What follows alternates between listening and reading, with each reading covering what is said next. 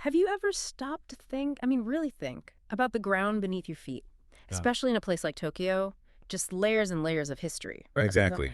So much hidden beneath the surface, Mm-hmm. incredible stories, ancient seas, massive engineering. Yeah, and that's what we're doing today. We're taking a deep dive into the Kanto Plain. It's not just Tokyo. Its story goes back millennia. Right. And our mission basically is to dig up some of those fascinating historical moments, the ingenuity, the natural shifts that made Kanto what it is. Yeah. We want to find those hidden gems. Maybe not just places, but, moments in time, feats of engineering that might surprise you. Okay, so where do we start? Let's go way back. Kanto's ancient face. What did this place even look like, say, 5,000 or 6,000 years ago? I hear it was wet. Ah, yeah, that's putting it mildly. Think about the Jaman transgression. Sea levels were, what, about 5 meters higher than today? 5 meters. More. Yeah. So much of what we know as the Kanto Plain just wasn't there. It was submerged. Imagine this huge inland sea, sometimes called Oku-Tokyo Bay, stretching way further inland. So if you are looking for a place to settle back then, Your options were limited by this huge bay, basically. It really shows how geography, these big natural forces, shaped everything right from the start. Kanto's foundation was literally built by the sea receding.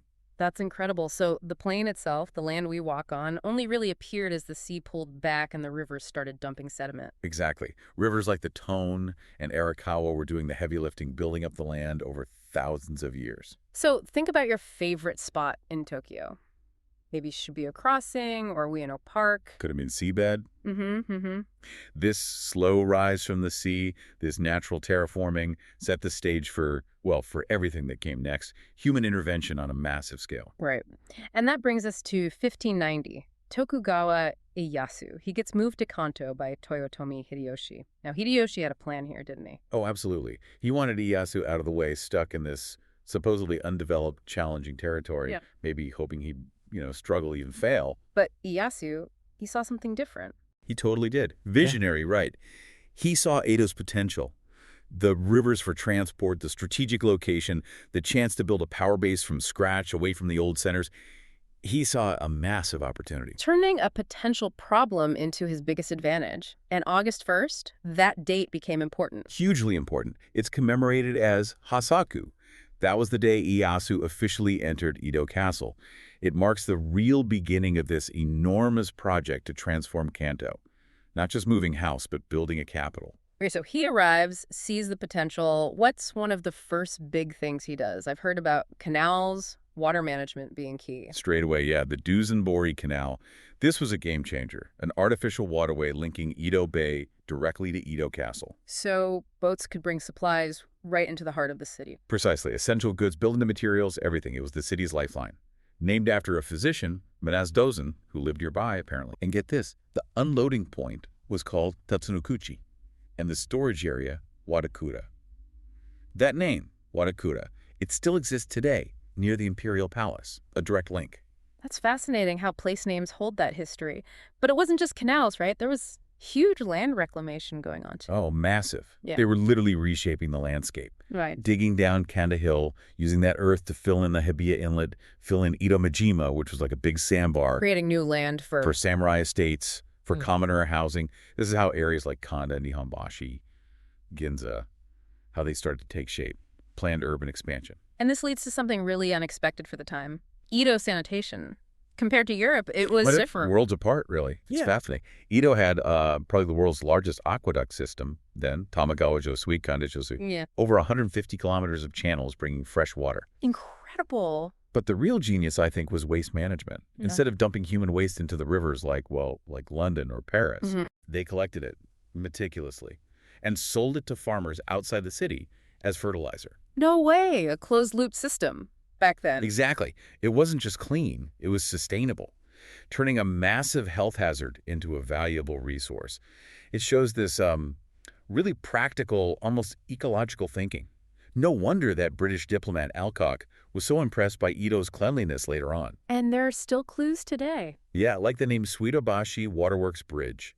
It comes directly from one of those aqueducts. History right there in the name. That's amazing. A sustainable city centuries ahead of its time. Now, overseeing a lot of this, especially the waterworks, was one key figure, Ina Tadaharu.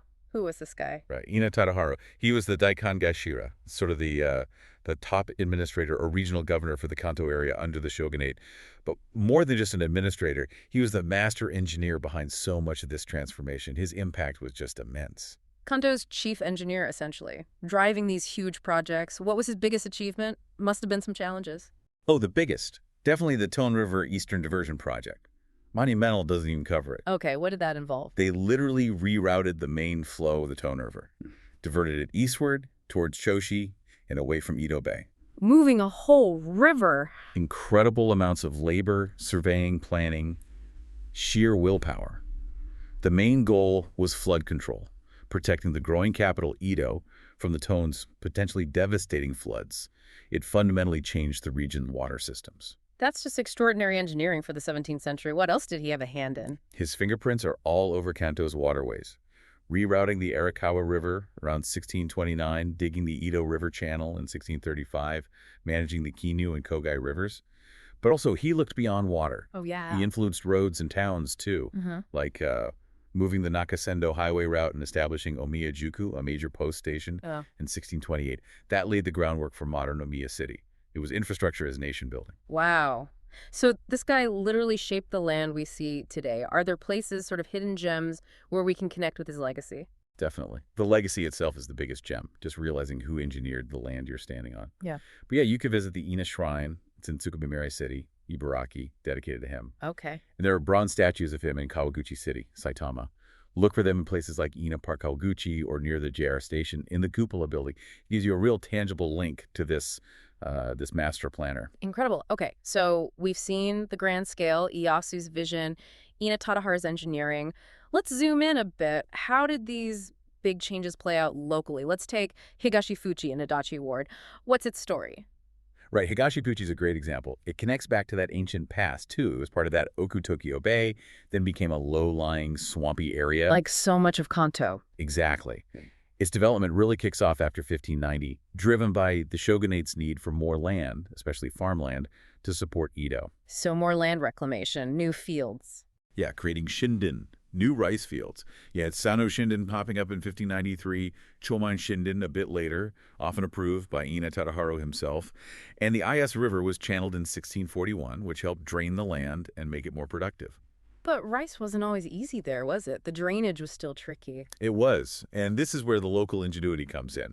They couldn't always rely on rice, so they shifted focus. They got really good at growing vegetables. Okay. And here's a fantastic hidden gem story. They started cultivating a French strawberry variety called General Shanzi. French strawberries. In Edo period Japan. Well, a bit later, but yeah, successfully cultivated there. It became known as Fukuba Ichigo. And it was apparently so good, so prized, it was presented to the emperor and empress. Wow. That's amazing. From swampy land to imperial strawberries. Incredible, isn't it? That continued until about 1935, when the city just grew too much and the fields disappeared. But it wasn't just farming, right? Higashi Fuchi had industry too. It did. The local clay was good for making tiles. There were like 14 tile companies by the 1920s. And bricks, too. There was a big brick factory, part of Nihon Renge Seizo, until the 1923 Kanto earthquake sadly shut it down. Okay. And paper. Early paper mills, like Nishirasu Kami Kojo, started up around 1912. By 1929, paper was actually over 60% of the village's entire industrial output, so a real mix of agriculture and local industry adapting to the conditions. So if you're wandering around Adachi Ward today, what clues remain? Where are the echoes of Higashi Fuchi? Well, the name itself is preserved, which is great. You've got the Higashi Fuchi Team, which is a garden, maybe a little nod to that agricultural past, and the Higashi-Fuchi Bridge, the Higashi-Fuchi Elementary School. Tangible reminders. Exactly. And if you explore the wider Fuchi area, you can find places like Hikawa Shrine, famous connection to Tanaka Shōzō, the environmental activist, and Entenji Temple, known for its festival celebrating the poet Issa. It shows how history, environment, even culture get woven together in these local places. The real gem is that spirit of adaptation, you know? Yeah, definitely. Okay, let's shift again, this time to the coast. Sanbanzi, the tidal flats in modern Chiba. What was its role back in the Edo days? Sanbanzi was absolutely vital. Think of it as Edo's pantry, basically. The nearby town, Funabashi, was designated Usanara official fishing grounds, supplying the shogun's castle and the whole city with tons of seafood. The city's seafood basket. Pretty much. And it wasn't just fish. Nearby Jotoku was a major center for salt production. Ah, essential for preservation, trade. Exactly. Salt and seafood, two crucial resources flowing from that coastline right into Edo. It was a bustling, productive ecosystem. But fast forward to the 20th century, things changed, I imagine. Progress often comes at a cost to these natural areas. It really did. Big changes. First, the Edo River floodway was built between 1916 and 1919. Necessary for flood control, yes, but it drastically changed the water flow, the salinity, the whole environment of the estuary. Okay, so that's one impact. Then came rapid industrialization.